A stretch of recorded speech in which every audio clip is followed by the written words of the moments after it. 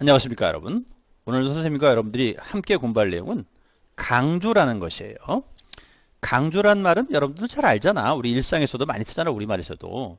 내가 특별히 강조하는데 말이야. 앞으로 이런 일 하면 절대 안 돼. 이렇게 선생님들 많이 말씀하시죠. 이게 바로 강조예요. 그런데 영어 문장에서도 강조를 할 수 있다는 겁니다. 자, 어떤 식으로 하냐면, 자, 강조를 정해놨죠. 강조란 문자 그대로 문장 안에 있는 어떤 특정한 말을 다른 어구보다 돋보이게 하는 것이 강조라는 거예요. 뭐 우리가 알고 있는 우리말의 의미와 크게 다를 바 없잖아요. 자, 그런데 이 강조를 한다는 것이 영어 문장에서 하는 강조는 우리가 특별히 알아둘 게 있어요. 그 포인트가 뭐냐 하면 바로 이것입니다. 무슨 얘기냐? 강조를 하게 되면 번역 순서가 바뀐다는 것이 가장 중요한 포인트예요. 솔직히 말해서 우리가 어떤 문장을 강조한다. 그러면 그게 무슨 의미야? 우리한테 이렇게 와닿는 게 없잖아. 실질적으로. 그죠? 그러나 번역 순서가 바뀐다 그러면 어때요? 확실하게 와닿지 않습니까? 예, 그렇습니다. 즉 강조를 하게 되면 번역 순서가 바뀐다. 이게 가장 중요한 포인트예요. 자, 그렇다면 어떻게 바뀌느냐? 내가 강조하고자 하는 말을, 그쵸? 강조하고자 하는 말을 우리는 강조어구라고 합니다. 뭐라고 한다고? 강조어구라고 해. 그런데 결론적으로 무슨 얘기냐면 강조어구를 제일 마지막에 번역하는 것이 바로 강조의 중요성이에요. 자, 다시 말해 봅시다. 자, 그럼 우리가 어떤 문장을 강조한다. 그럼 어떤 일이 벌어져요? 아, 그 강조하고자 하는 단어를 제일 마지막에 번역해서 그 단어를 강조하라 이런 뜻이에요. 정리가 되죠? 네, 그렇습니다. 우리가 좀 더 여러분들이 이해를 돕기 위해서 알기 쉽게 예를 들어보면 이런 식이에요. 자, 쉬운 우리말 문장이 있어요. 자, 나는 어제 고려당에서 빵을 샀습니다. 그죠? 예, 선생님이 실제로 학원에서 아이들을 가르칠 때는 이런 식으로 문장의 성분을 꼭 확인하라고 선생님은 얘기를 하거든요. 아, 물론 이거를 이렇게 쓸 필요는 없어요. 이게 암산하듯이 물어보면 알 수 있어야 돼. 왜? 이런 식으로 문장을 정확히 확인하지 않으면요. 나중에 어려운 문장이 나오면 진짜 번역 제대로 안 돼요.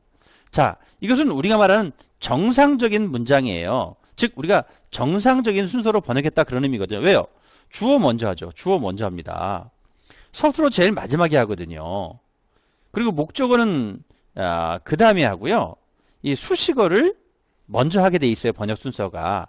그리고 부사의 경우에는 우리 배우지만 장방시라고 해서 장소, 방법, 시간의 순으로 번역을 하고 돼 있습니다. 장방시.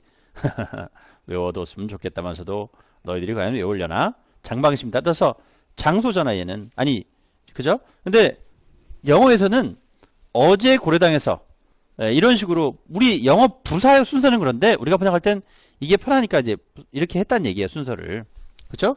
예, 기본적으로 그렇습니다. 자, 그런데요. 자, 우리가 어떻게 말할 수 있냐면은 이 문장을 구성하는 단어 중에서 첫 번째 문장은요. 나라는 걸 강조했다는 얘기예요. 나. 그죠? 그러면 나는 제일 첫 번째 번역됐잖아. 근데 이걸 강조하게 되면 맨 뒤로 빼서 번역 순서가 바뀌어야 시작. 얘랑 얘랑은 번역이 완전히 다르죠. 시작. 어제 고려당에서 빵을 산 것은 바로 나다. 자, 이번에는 어제로 해봐요. 어제로 해보면 어때요? 시작. 내가 고려당에서 빵을 산 것은 바로 어제다. 뭐 이런 식입니다. 빵 강조해봐. 시작. 해봐. 내가 어제 고려당에서 산 것은 빵이다. 고려당에서 강조해봐. 시작. 내가 어제 빵을 산 것은 고려당이다. 어때요? 쉽죠? 이렇게 할 수 있다는 겁니다. 자, 이래서 이제 우리는 강조의 의미를 정확히 이해했어요. 자, 강조의 의미를 다시 한번 되새겨봅시다. 뭐라고? 강조의 의미는 뭐라고? 내가 강조하고자 하는 말, 즉 강조어를 제일 마지막에 번역하는 것이다. 이 말이에요. 자, 이렇게 우리가 강조의 의미를 알았는데 강조의 의미를 알면 뭐해? 그죠? 뭘 알아야 돼요? 그렇죠. 이제는 실질적으로는 우리가 강조법이라고 그러거든요. 강조하는 법이에요. 강조법을 우리가 강조하는 법이라고 하는 걸 배우게 되는데 이제 이어서 선생님이 여러분들에게 자세하게 설명을 할 거예요. 근데 먼저 이걸 왜 설명하냐면 이런 게 있다는 거지. 뭐가 있다? 도치법과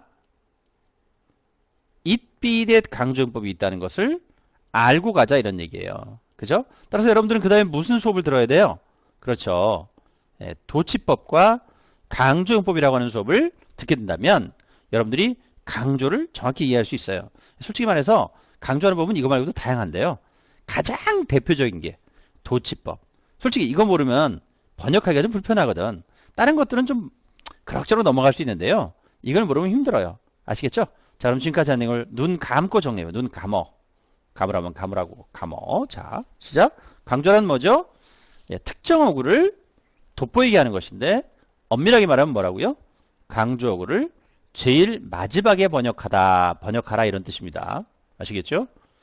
모르는 모양이에요. 문제가 심각합니다. 자, 그런데 이런 강조법은 가장 대표적인 게 뭐가 있습니까? 예, 두 가지가 있습니다. 바로 뭐죠? 도치법과 뭐가 있어? 예, 그렇습니다. 도치법과 입비에 대해 강조 구문이 있다는 것을 명심하시고 일단 정리합시다.